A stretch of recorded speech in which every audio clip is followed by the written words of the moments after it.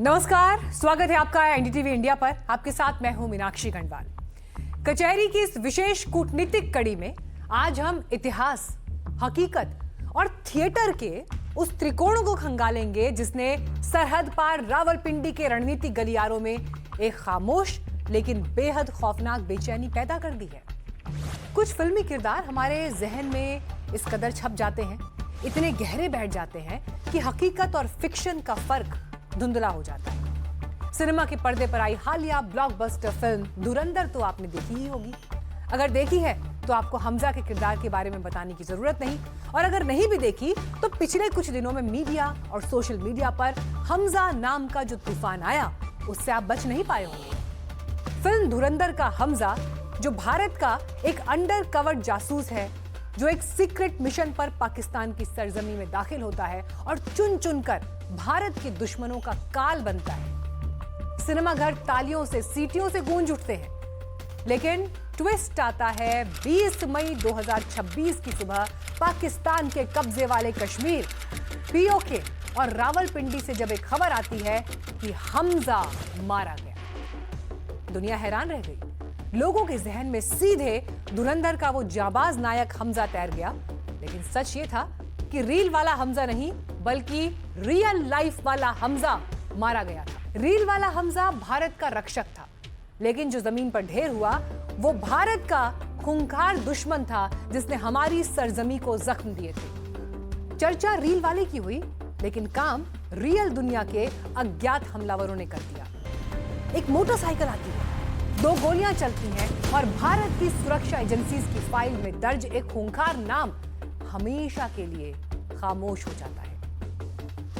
मारे गए आतंकी की पहचान जब पुख्ता हुई तो रावलपिंडी से लेकर नई दिल्ली तक के खुफिया मुख्यालयों में नक्शे बदल गए। मारा गया शख्स था बुरहान हमजा। ये वो हमजा था जो कश्मीर में आतंक के पोस्टर बॉय रहे बुरहान वानी का राइट हैंड था। लेकिन इसकी असल ताकत बंदूक नहीं, बल्कि कीबोर्ड थी।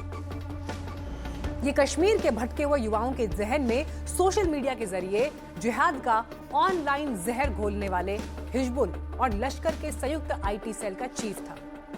भारत की एनआईए की मोस्ट वांटेड लिस्ट में टॉप पर रहने वाला यह चेहरा पाकिस्तानी खुफिया एजेंसी आईएसआई की सिक्योरिटी के बीच रावलपिंडी के एक सेफ हाउस में छिपा बैठा था। उसे लगता था कि पाकिस्तानी फौज का पहरा अभेद्य है, लेकिन उसकी गलतफहमी सिर्फ 2 गोलियों ने दूर कर दी।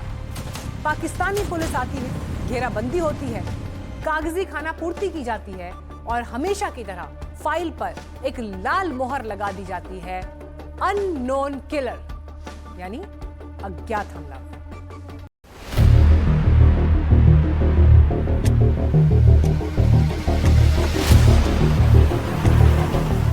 वो साल 1970 और 80 का दशक था।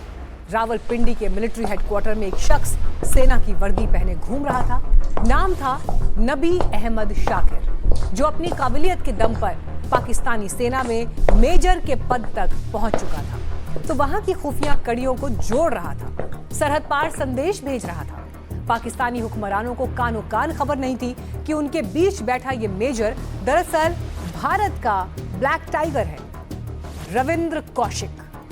भारत का वो जासूस जिसने अकेले दम पर दुश्मन के घर में सेंध लगाई थी। रविंद्र कौशिक का वो दौर अतीत था जहां जंग छिपकर, पहचान बदलकर और खुफिया फाइलों के जरिए लड़ी जाती थी। लेकिन आज साल 2026 का वर्तमान है और आज पाकिस्तान में जो हो रहा है वो पहचान छिपाने का नहीं, पहचान मिटाने का दौर है।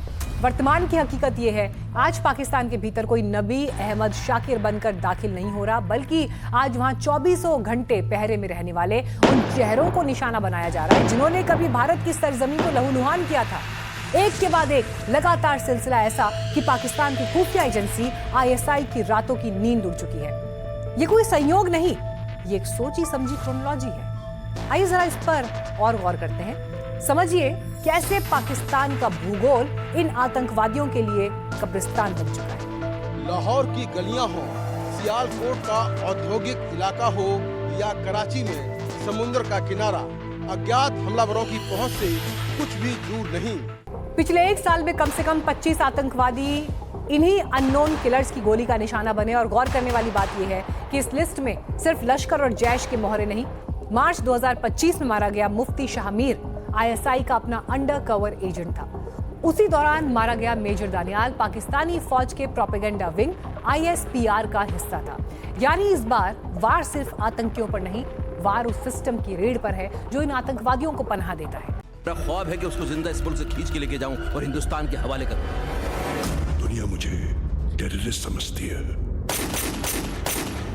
फिगर खींच, मामला मत खींच। जब हम आप ऐसी खबरें देखते हैं तो हमें लगता है कि हम सिनेमाई पर्दे की कोई थ्रिलर फिल्म देख रहे हैं। कबीर खान की फैंटम हो, निखिल आडवाणी की डी डे हो, आलिया भट्ट की राजी या फिर हाल ही में आई वेब सीरीज मुखबिर, इन सब में स्क्रिप्ट राइटर एक काल्पनिक दुनिया बुनता है जहां एजेंट जाते हैं और देश के दुश्मनों को खत्म कर देते हैं। लेकिन जो खेल इस वक्त पाकिस्तान की सरजमी पर खेला जा रहा है, उसकी स्क्रिप्ट किसी फिल्मी राइटर ने नहीं लिखी।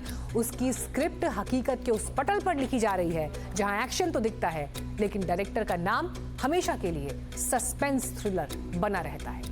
ये कोई सिनेमा नहीं है, बल्कि अंतर्राष्ट्रीय कूटनीति और खुफिया तंत्र का वो नया अध्याय है जिसे पूरी दुनिया बहुत खामोशी से देख रही है। तो फिर सवाल उठता है, भविष्य क्या है? आखिर इस पूरी कहानी का क्लाइमेक्स क्या होने वाला है? आज सबसे बड़ा सवाल भारत या दुनिया का नहीं, आज सबसे बड़ा सवाल पाकिस्तान की आवाम और वहां की फौज के सामने है कि क्या उनकी बदनाम खुफिया एजेंसी आईएसआई पूरी तरह कॉम्प्रोमाइज हो चुकी है? क्या रावलपिंडी के जीएचक्यू के भीतर कोई ऐसा दृश्य सुराख हो चुका है जिससे उनके सबसे महफूज ठिकानों की लोकेशन लीक हो रही है? आखिर कौन है ये अज्ञात हमलावर? खुफिया मामलों की जानकार इसे the new age spy warfare कह रहे हैं। ये वो दुनिया है जहां सीधे जंग नहीं लड़ी जाती बल्कि अदृश्य एसेट्स का इस्तेमाल होता है। थ्योरी तो ये भी है कि हमलावर स्थानीय शूटर्स हैं जिन्हें सीमा पार बैठे handlers dark web, crypto currency और एनक्रिप्टेड एप्स के जरिए कोऑर्डिनेट कर रहे हैं। यानी कातिल पाकिस्तान का ही कोई स्थानीय अपराधी होता है लेकिन उसे सटीक लोकेशंस, हथियार और पैसा किसी विदेशी एजेंसी के नेटवर्क से मिलता है। इसे जासूसी की भाषा में प्रॉक्सी एलिमिनेशन या डिनायबल ऑपरेशंस कहा जाता है, जहां काम भी हो जाए और करने वाले का कोई सबूत ना छूटे।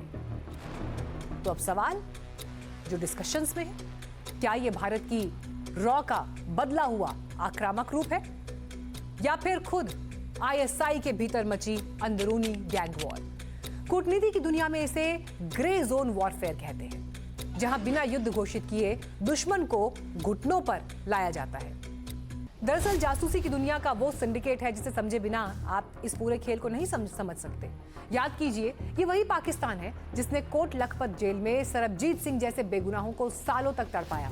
लेकिन ये वो दौर भी था जब भारत के मौजूदा राष्ट्रीय सुरक्षा सलाहकार अजीत डोभाल पूरे 7 साल तक पाकिस्तान की गलियों में वेश बदलकर एक आम नागरिक की तरह रहे और वहां की नब्ज टटोलते रहे। वक्त बदला तो कूटनीति के चेहरे भी बदले। साल 2016 में जब पठानकोट एयरबेस पर हमला हुआ तो इतिहास में पहली बार ऐसा हुआ कि खुद पाकिस्तानी खुफिया एजेंसी आईएसआई की एक टीम जांच के नाम पर भारत की सरजमी पर उतरी। यानी एजेंसीज इस पार भी आई और उस पार भी रही। मोहरों की ये अदला बदली, खुफिया सूचनाओं का ये जाल और सरहद के दोनों तरफ फैले अंडर कवर एजेंट्स का ये नेटवर्क, ये कोई आज का नहीं। और वेरियस टाइप की टेररिस्ट एक्टिविटीज के अंदर इन्वॉल्व थे इंडिया के अंदर। उनको अननोन गनमैन ने मारा पिछले 2 साल के अंदर। और ये लोग साइकिल पे आते हैं, टारगेट को चूज करते हैं, क्लोज रेंज से गोली चलाते हैं और चुपचाप चले जाते हैं। लेकिन पाकिस्तान की आई से पाकिस्तान की पुलिस को पता ही नहीं चलता कौन आया कौन मार गया। लेकिन आज साल 2026 में जो हो रहा है वो इस जासूसी दुनिया के इतिहास का सबसे हैरान करने वाला मल्टीवर्स है। एक तरफ आईएसआई भारत में स्लीपर सेल्स एक्टिव करने की फिराक में रहती है, तो दूसरी तरफ पाकिस्तान के अंदर ही उसके अपने पाले हुए मोहरों को अज्ञात ताकत मिटाती जा रही है। और अब डर इस बात का नहीं कि आज कौन मरा, खौफ इस बात का है कि कल सुबह जब अखबार खुलेगा तो उसमें अगला नाम किसका होगा। दरअसल जासूसी की दुनिया एक ऐसा शैडो प्ले या कह लें परछाइयों का खेल है जहां एक्शन कहीं और होता है, रिएक्शन कहीं और दिखाई देता है और कूटनीति की बिसात पर मोहरे किसी तीसरे के नजर आते हैं। उसूल यही, अगर बायां हाथ कुछ करे तो दाएं को ना पता चले। अब चीन का ही एग्जाम्पल लीजिए। 14 मई को इन तस्वीरों के एक एक फ्रेम पर गौर करिए। बीजिंग का वो आलीशान हॉल जहां दुनिया के सबसे ताकतवर मुल्क का राष्ट्रपति और दुनिया का सबसे अमीर इंसान एलॉन मस्क मौजूद हैं, वहां लाल लिबास पहने, हाथों में वाइन का ग्लास लिए कुछ वेट्रेस बेहद सलीके से मेहमानों की खातिरदारी कर रही हैं। हम और आप जैसे आम इंसान इसे सिर्फ एक स्टेट डिनर का हिस्सा मानेंगे, लेकिन जब कूटनीति के बंद कमरों से चीन की सोशल साइट्स पर कुछ डॉक्यूमेंट्स लीक हुए तो पूरी दुनिया सन्न रह गई। वो जो मुस्कुराते हुए मेहमानों को वाइन परोस रही थी वो कोई साधारण वेट्रेस नहीं थी। इनका नाम है Chang Chang. Chinese community party की बेहद वफादार सदस्य, पीएलए के ऑनर गार्ड सेरेमोनियल ब्रिगेड में मेजर रैंक की बटालियन कमांडर, चीन के इतिहास की पहली महिला ऑनर गार्ड कमांडर, जिसे उसकी सेवाओं के लिए चीन का सर्वोच्च फर्स्ट क्लास मेरिट सम्मान मिल चुका है। आपको फिर बता दें कि ये सारी जानकारी हमें चीन पर एक से बढ़कर एक खुलासे करने वाली एक्टिविस्ट जेनिफर जेंग की वायरल हो रही पोस्ट के जरिए मिली, और हम इसे 18 साल की उम्र में सेना में भर्ती होने वाली चैंग चैंग, जिसने चीन के 70वें राष्ट्रीय दिवस की परेड का नेतृत्व किया था, वो अचानक बीजिंग में ट्रंप के दौरान दुनिया के सबसे अमीर इंसान की टेबल साफ करने वाली और वाइन परोसने वाली वेट्रेस कैसे बन गई, इस सवाल के आईने में देख रहे हैं। अगर आप इसे कोई साइंस फिक्शन या थ्रिलर समझ रहे हैं तो ये वाकई उसी की कहानी है, क्योंकि ये कूटनीति और जासूसी की दुनिया का वो धरातल है जहां इतने हाई प्रोफाइल स्तर पर पहुंचने के बाद भी एक फौजी कमांडर को वेटर का रूप अख्तियार करना पड़ता है। लेकिन वो अमेरिका ही क्या, जो चीन की चालबाजी ना समझ पाए, और इसीलिए जैसे को तैसा वाला सिस्टम एग्जीक्यूट किया गया, तैयारी नेक्स्ट लेवल की थी। फॉक्स न्यूज़ की रिपोर्ट कहती है अमेरिकी डेलीगेशन के सदस्य अपने फ़ोन और लैपटॉप छोड़कर चीन गए थे। उनके पास जो फ़ोन और लैपटॉप रहे वो टेम्पररी थे। अमेरिकी डेलीगेशन को हिदायत दी गई कि जहां तहां यूएसबी इस्तेमाल ना करें। डेलीगेशन को बिल्कुल नए और खाली फ़ोन लैपटॉप्स दिए गए।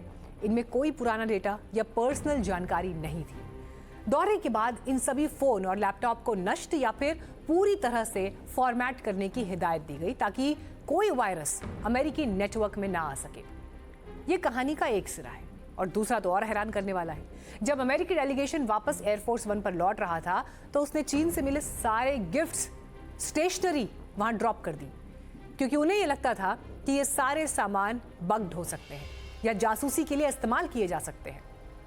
आज जो हम अमेरिका और चीन के बीच देख रहे हैं, कई रणनीतिकार इसे न्यू कोल्ड वॉर यानी नए शीत युद्ध का ट्रेलर कह रहे हैं, लेकिन इतिहास खुद को दोहराता है। अतीत के उन पन्नों को पलटिए जब अमेरिका और सोवियत संघ के बीच असली कोल्ड वॉर चला। उस दौर में जासूसी की जो कहानियां सामने आई वो आज भी रोंगटे खड़े कर देती है। 60 के दशक में CIA ने प्रोजेक्ट अकॉस्टिक किटी लॉन्च किया था, जिसमें बिल्लियों और कुत्तों के शरीर के भीतर सर्जिकल तरीके से ट्रांसमीटर और माइक्रोफोन फिट कर दिए जाते थे ताकि वो सोवियत दूतावासों के बाहर घूमकर बातें रिकॉर्ड कर सके। उस दौर में हनी ट्रैप का सबसे ज्यादा और खूंखार इस्तेमाल हुआ। खूबसूरत लड़कियों को सालों साल के लिए किसी दूसरे देश में मामूली नौकरी करने के लिए भेजा गया। वहां वो शादी करती थीं, घर बसाती थीं, दशकों तक एक आम जिंदगी जीती थीं, सिर्फ एक सही वक्त के इंतजार में, ताकि अपने आकाओं को सीक्रेट्स भेज सके। और अब ट्रंप खुद ये कबूल करते हैं कि उनका देश जासूसी करवाता रहा है। मैंने उनसे बात की और जिनपिंग ने उन साइबर अटैक की बात की जो हमने चीन पर किए थे। वो जो करते हैं हम भी वही करते हैं।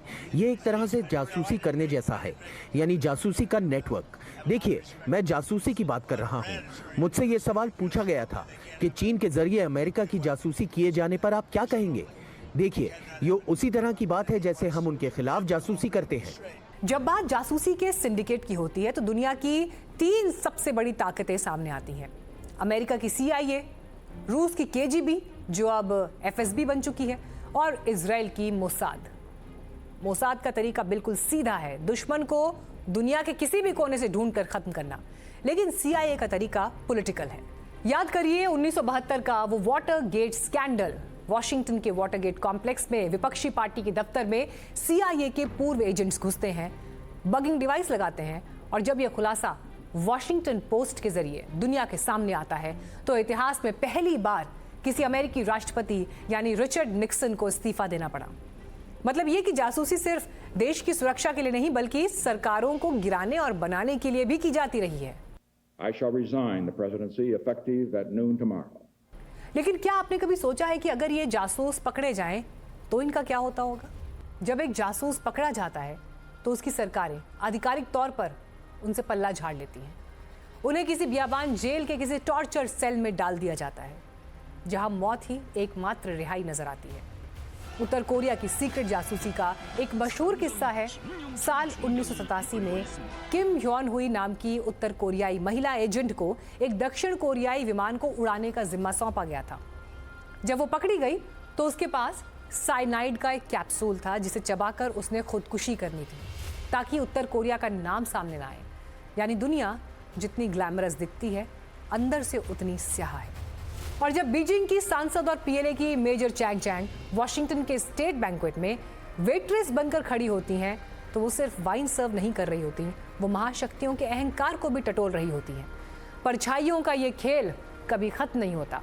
आज सवाल ये नहीं कि चैंग चैंग पकड़ी गई या नहीं, सवाल ये है कि इस वक्त दुनिया के कितने और वीवीआईपी कमरों में कितने और सफेद पोशों के पीछे ऐसी ही अदृश्य आंखें लगी हुई हैं। पाकिस्तान के बारे में एक बात तो पक्की है कि वो अंदरूनी चुनौतियों को परमाणु धमकी के तराजू पर तौलने की कोशिश करता है। जब जब घर में हंगामा है तो भारत का नाम लेकर ध्यान भटकाने की कोशिश करता है। लेकिन इस बार न्यूक्लियर धमकियों का लेवल और बड़ा हो चुका है ग्लोबली। शुरुआत करते हैं रूस से। राष्ट्रपति व्लादिमीर पुतिन जैसे ही अपने चीन दौरे से वापस लौटे, मॉस्को ने जमीन पर एक बड़ा कदम उठा दिया। रूस ने अचानक एक नया परमाणु युद्धाभ्यास शुरू कर दिया है, अपनी सबसे घातक यार्स इंटरकॉन्टिनेंटल बैलिस्टिक मिसाइल को सामने लाकर। पुतिन ने अपने पूरे न्यूक्लियर ट्राइड सिस्टम को एक्टिव कर दिया है और एक बार फिर ये साफ कर दिया कि वो अपने मुल्क की साख बचाने के लिए किसी भी हद तक जा सकते हैं। कड़ियां यही नहीं रुकती। पुतिन से मुलाकात के ठीक बाद अब चीन के राष्ट्रपति शी जिनपिंग ने एक ऐसा फैसला लिया जिसमें वॉशिंगटन और सियोल दोनों परेशान हो सकते हैं। जिनपिंग उत्तर कोरिया के दौरे पर जाने की तैयारी कर रहे हैं और उस तानाशाह किम जोंग उन के पास, जो पहले ही अपनी सेना को यह डरावना आदेश दे चुका है कि अगर उसकी मौत हो जाए तो बिना कुछ सोचे समझे परमाणु हमला कर देना। अब इधर पश्चिम एशिया में भी धमकियों का पिटारा खुला। ट्रंप के अधिकारी ऐतिहासिक विनाश की बातें करने लगे और मुस्तफा ने भी यूरेनियम पर सख्त रुख अपना लिया है। इन धमकियों के क्या मायने हैं? क्या वाकई रूस, नॉर्थ कोरिया, चीन, ईरान नई धुरी बन गए हैं ये, जो वॉशिंगटन को उसी की भाषा में जवाब दे रहे हैं?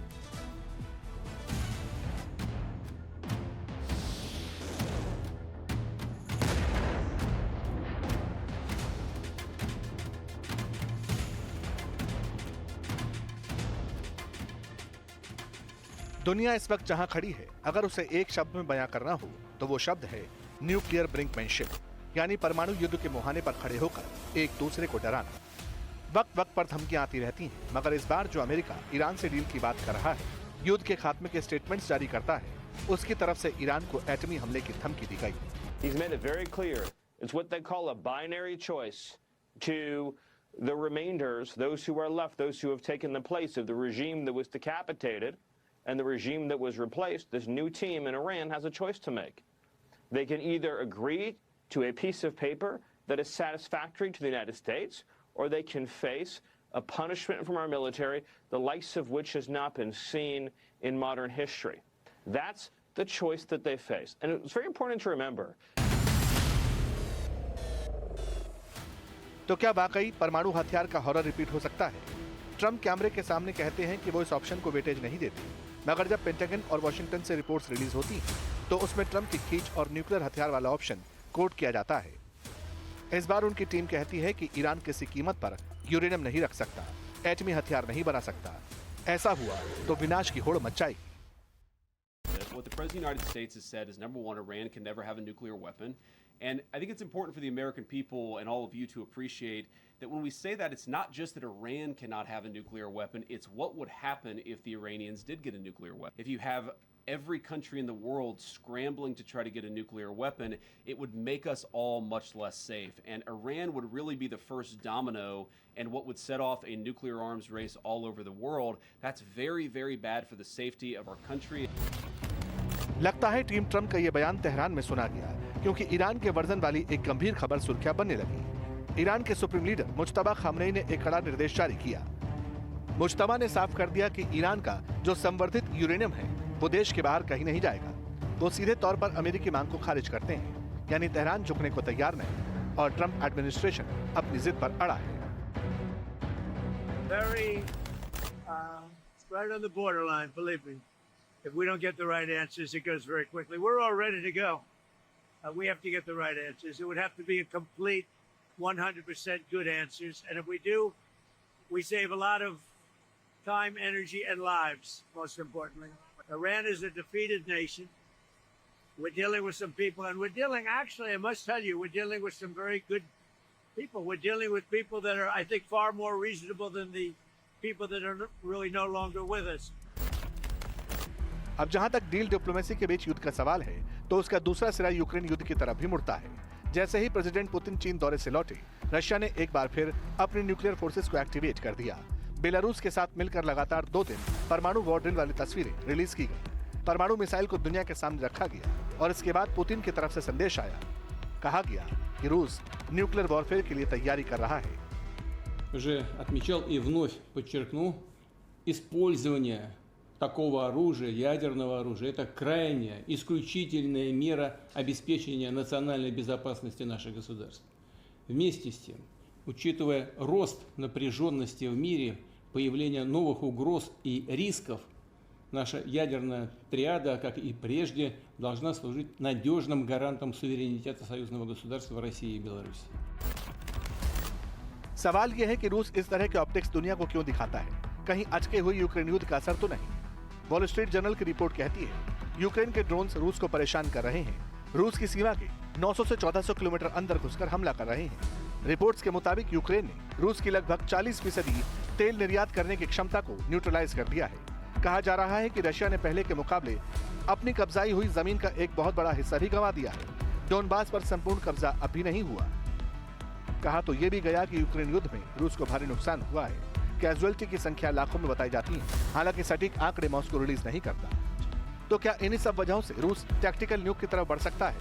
क्या यही वजह है कि उसने परमाणु स्ट्रैटेजिक फोर्स को स्टैंड बाई मोड पर ला दिया? क्या वो यूक्रेन पर एटमी हमला कर सकता है? यही सवाल जब नाटो चीफ से पूछा गया तो उनका जवाब था, They know if that happens, the reaction is devastating. And when it comes to these exercises, of course, we follow them, we monitor what is happening, and that's it. अब इन सारे बयानों का सार यही है कि हम एक ऐसे दौर में जी रहे हैं जहां दुनिया के नेता अपनी ईगो और जियोपॉलिटिकल होल्ड के लिए पूरी इंसानियत को दांव पर लगाने से भी हिचक नहीं रहे।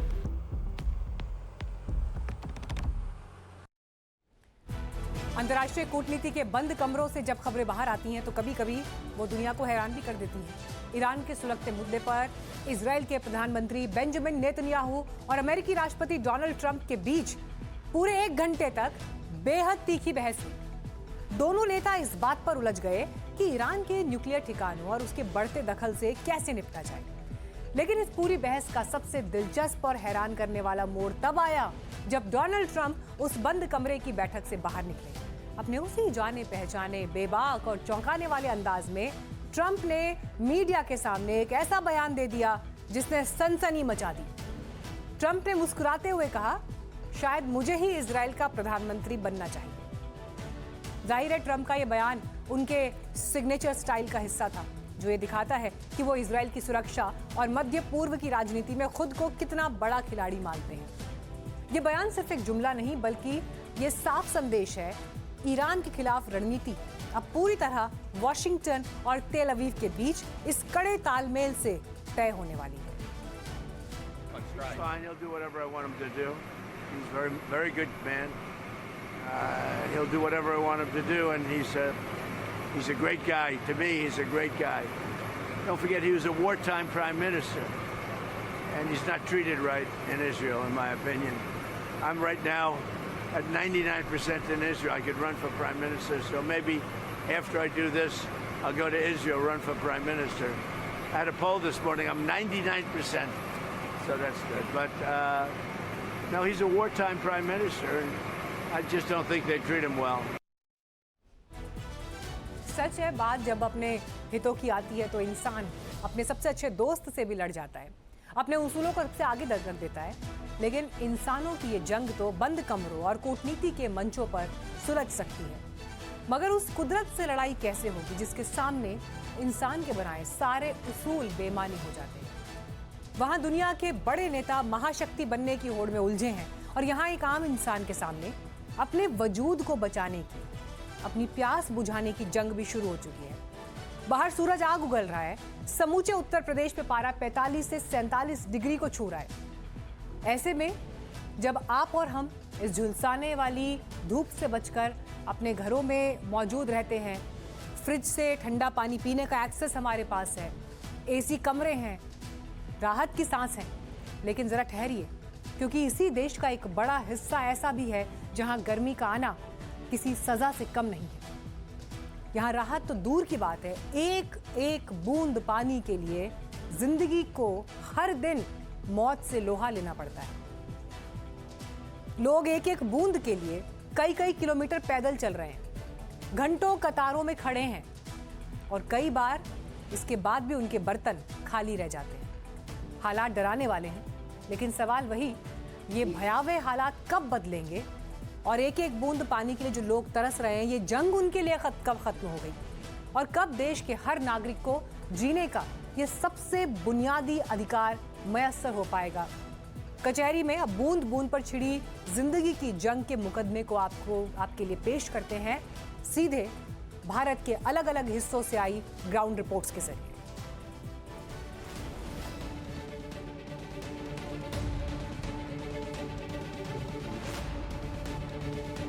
पानी का संकट बहुत सी जगहों पर है, लेकिन ऐसी तस्वीर डराती है। यहाँ एक एक बूंद के लिए हर दिन मौत से जंग लड़नी पड़ती है, और जंग भी उस पानी के लिए जिसे आप अपने जानवरों को भी शायद पिलाना पसंद नहीं करेंगे, क्योंकि वो बहुत गंदा है। इस महिला को देखिए जो कुएं के अंदर पानी भर रही है। कुएं के अंदर पानी कहाँ है वो भी देख लीजिए। ये महिला प्लास्टिक की बोतल से कुएं की तलछटी में पड़ा गंदा पानी भर रही है अपने परिवार की प्यास बुझाने के लिए। आप खुद इस पानी को देख लीजिए और समझ लीजिए, इस बेबसी को महसूस कीजिए, इस मुसीबत को महसूस कीजिए, इस परेशानी को महसूस कीजिए कि तमाम लोग दिन में जितना पानी अकेले सिर्फ नहाने में बहा देते हैं, उतना पानी भी इस पूरे गांव के लिए इस कुएं के अंदर नहीं है। लोग इस इकलौते कुएं के अंदर उम्मीदों की पानी की तरफ टकटकी लगाए रहते हैं कि गंदा ही सही, प्यास तो बुझेगी, जिंदा तो रहेंगे। हर दिन एक एक बूंद के लिए जिंदा रहने की उम्मीद के साथ इस गांव के लोग अपनी जान दांव पर लगाकर इसी तरह कुएं में ऐसे ही उतरते हैं ताकि गंदा ही सही 2 बूंद पीने को तो मिल जाएगा। सोचिए, एक जरा सी गलती इस कुएं के अंदर ही जिंदगी को खत्म कर देगी, लेकिन फिर भी एक माँ, एक बहन, एक बेटी अपने घर वालों की प्यास बुझाने के लिए एक एक बूंद के लिए इसी तरह कुएं के अंदर उतरती है, फिर चढ़ती है।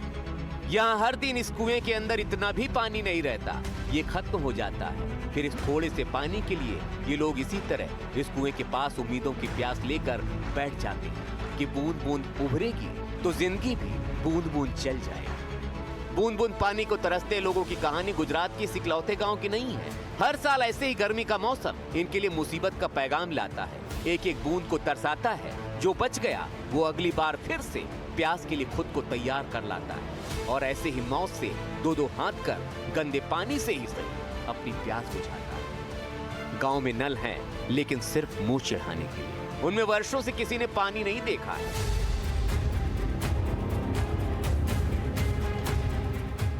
अब गुजरात से आपको सीधे उत्तर प्रदेश के झांसी के इस गांव की तस्वीर भी दिखाते हैं। यहाँ भी प्यास बुझाने के लिए हर दिन मौत से सीधी लड़ाई होती है। कई किलोमीटर दूर जंगली जानवरों से भरे जंगल के बीच जाना पड़ता है, जहाँ ये सरकारी नल आसपास के कई गांवों की उम्मीद का सेंटर है। जंगली जानवरों से बचने के लिए आसपास के गांव के लोग समूह में आकर पानी भर कर ले जाने को मजबूर हैं, क्योंकि पानी की जरूरत के बीच जंगली जानवरों का भी बहुत खतरा रहता है। हर दिन जिंदगी यहाँ पानी के लिए तड़पती है, फपक पड़ती है और फिर निकल पड़ती है। इसी तरह हैंडपंप तक पानी भरने के लिए।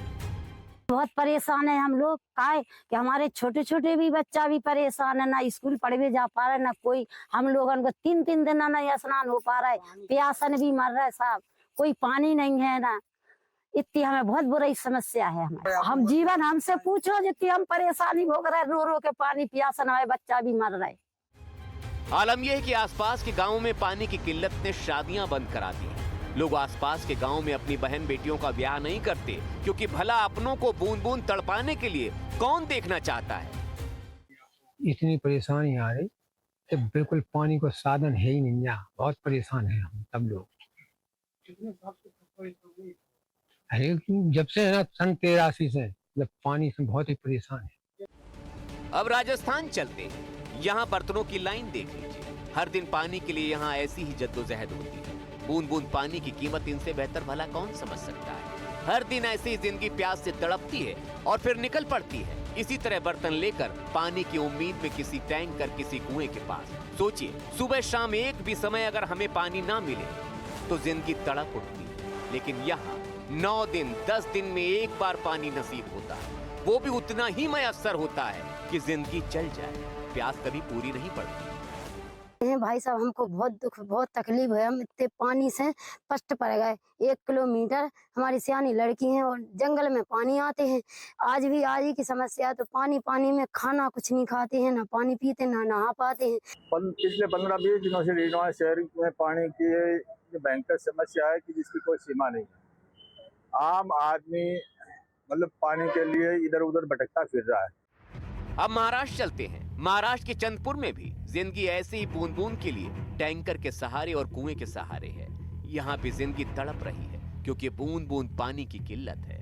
यहाँ भी पानी के लिए लाइन लगती है, गनीमत है, थोड़ा ही सही जीने भर को मिल जाता है। उसी महाराष्ट्र में अमरावती का भी हाल ऐसा ही है। यहाँ कुएं के पास लाइन देख लीजिए, यहाँ टैंकर से कुआं भरा जा रहा है, लोग लाइन लगाए हुए हैं, टैंकर आता है और खाली हो जाता है क्योंकि आबादी बहुत है और पानी बहुत थोड़ा।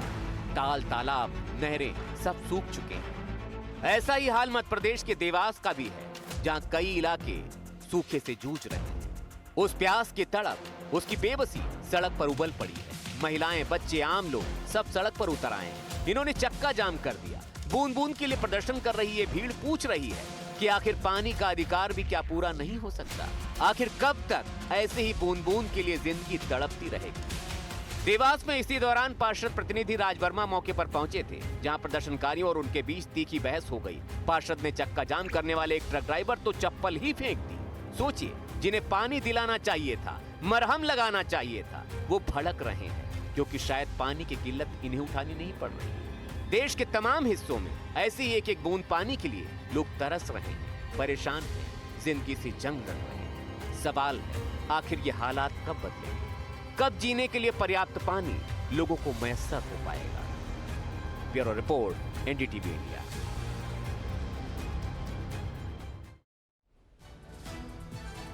एक्स्ट्रा पानी जब यूज कर रहे हो, इन तस्वीरों को एक बार याद करिएगा।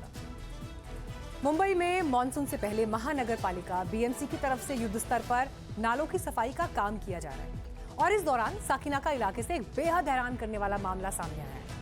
यहां सफाई के दौरान बीएमसी कर्मचारियों को नाले में एक ऑटो रिक्शा मिला। हालांकि अब पूरी तरह खत्म हो गया है, उसका सिर्फ ढांचा ही बाकी बचा था जिसे कर्मचारियों ने क्रेन की मदद से बाहर निकाला।